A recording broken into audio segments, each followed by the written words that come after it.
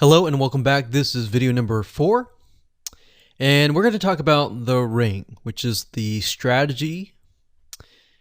So in the previous video, we discussed why having different social media properties interlinked together can help Google see you as a brand who is sharing your content to your audience.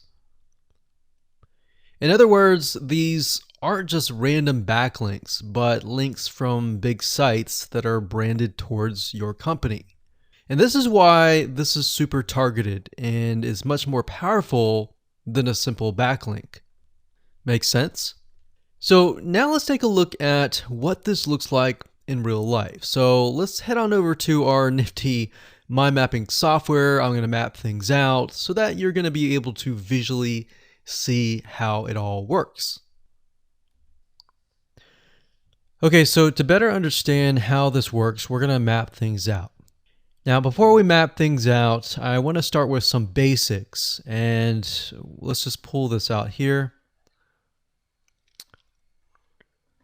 So essentially the concept here is, as you're building your brand, you're going to have many different social properties. And let's say, for example, this is the Facebook fan page. So that's your fan page. And we've got the YouTube channel over here because that is our end goal, is to have our YouTube channel get ranked higher. So essentially what we're doing is we're getting a backlink from this to here. And this could be Facebook, it could be Twitter, it could be Instagram, it could be any other social media platform. But it has to be branded towards you. It can't just be somebody else's fan page unless it is actually related. But if it's related and if it's branded as yours and it's linking to your YouTube channel, that essentially is a vote of confidence, but also it shows YouTube that you're interlinking. So that's basically the concept here. Now, if we dig a little deeper, basically what we want to set up is every time we upload a YouTube video and it gets posted, maybe it gets posted publicly, what ends up happening is we push that YouTube video and get it embedded onto the Facebook fan page, the Twitter page, the WordPress page, and all of that.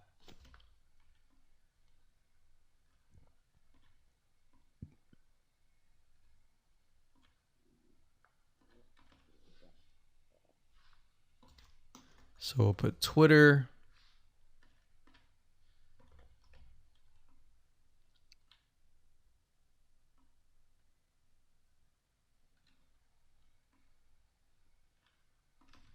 And we'll do WordPress. So as you can imagine, you've got the centerpiece here. You've got different social media platforms that are posted. Now, there isn't necessarily a set rule where you have to post it to X amount of social media properties. It can be 5, it can be 10, it could be 20, it could be different social media platforms. But in order to execute this and get it correctly, you will need to make sure that the platform that we use to automate this process actually supports that specific social media platform.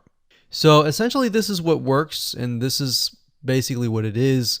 So obviously, in order to get this to work, you'll need to have a YouTube channel, you'll need to have the Facebook fan page, you'll need to have all these items in hand.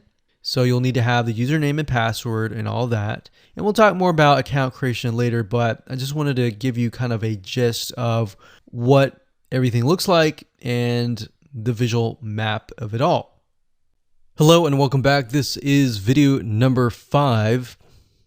We're going to talk about how to automate the ring. Now that you understand how everything is interlinked, how everything is connected, and how you can kind of be creative and make your own ring. So after viewing the previous video, you can imagine how tedious and overwhelming it is to have to maintain the ring, much less get it set up yourself. But lucky for you, there is a way to automate it once you have set things up. It's getting things set up is the tedious process.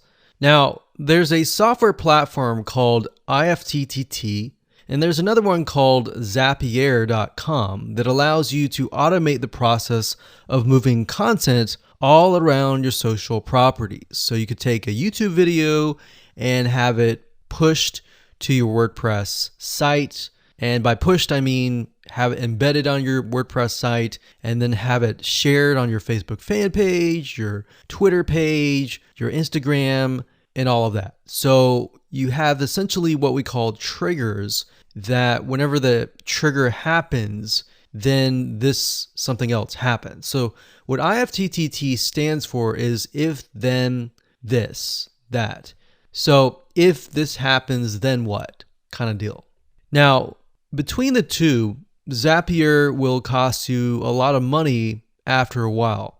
A lot of times they'll give you some free triggers and zaps, which is what they call it. And beyond that, it will cost money.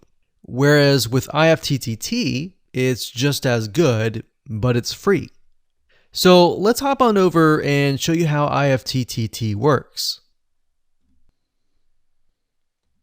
Okay, so if you head on over to ifttt.com, that's ifttt3ts.com, you'll see this page. You can go ahead and create an account, and you'll find a lot of really cool, interesting triggers, is what we call it, in IFTTT. So what a trigger is let's say you upload a YouTube video, and then the system detects that the video has been uploaded. What do you want to happen after that happens? So if YouTube video has been uploaded, then post it to WordPress.